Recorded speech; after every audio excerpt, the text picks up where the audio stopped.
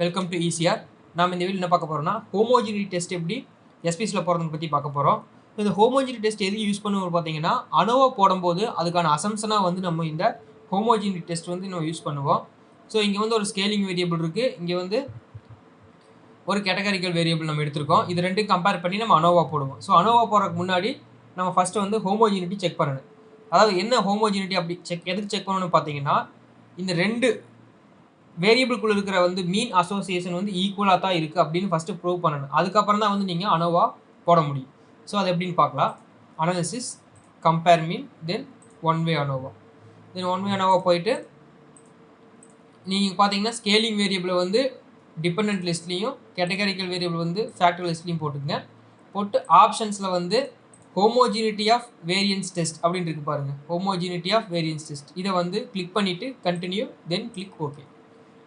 இப்போ வந்து உங்களுக்கு லெவன்ஸ் ஸ்டாட்டிஸ்டிக்ஸ் வந்துடும். இந்த லெவன்ஸ் ஸ்டாட்டிஸ்டிக்ஸை வச்சு தான் வந்து நீங்கள் ஹோமோஜினிட்டி ஆஃப் வேரியன்ஸ் டெஸ்ட் வந்து இன்டர்பிரேஷன் கொடுக்க முடியும். ஸோ இங்கே வந்து உங்களுக்கு சிக்னிஃபிகண்ட் வேல்யூ வந்து 0.713 இருக்குது. ஓகே, ஸோ இங்கே வந்து சிக்னிஃபிகண்ட் வேல்யூ சிக்னிஃபிகண்ட் இருக்கக்கூடாது. சிக்னிஃபிகண்ட் இல்லாமல் நாட் சிக்னிஃபிகண்ட்டாக இருந்துச்சுன்னா உங்களோட வேரியபிள்ஸ் வந்து வித்தின் பாப்புலேஷனுக்குள்ளே இருக்குது, உங்களோட மீன் வேல்யூ வந்து வித்தின் பாப்புலேஷனுக்குள்ளே இருக்குங்கிறது தான் மீனிங்.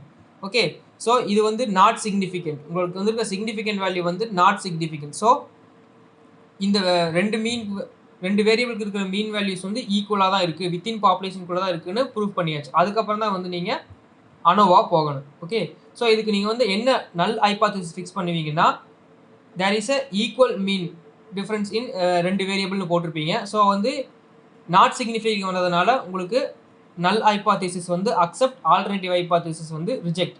ஸோ நீங்கள் ஹைபாத்தசிஸ் வந்து மோஸ்ட்லி நீங்கள் கன்சிடர் பண்ண வேண்டாம். நீங்கள் என்ன பண்ணிடுறீங்கன்னா சிக்னிஃபிகண்ட் வந்து நாட் சிக்னிஃபிகண்ட் வந்துச்சுன்னா உங்களோட வேரியபிள்ஸ் வந்து ஈக்குவல் மீனாக இருக்குது, வித்தின் பாப்புலேஷனுக்குள்ளே இருக்குது அப்படின்னு நீங்கள் கன்சிடர் பண்ணிக்கோங்க.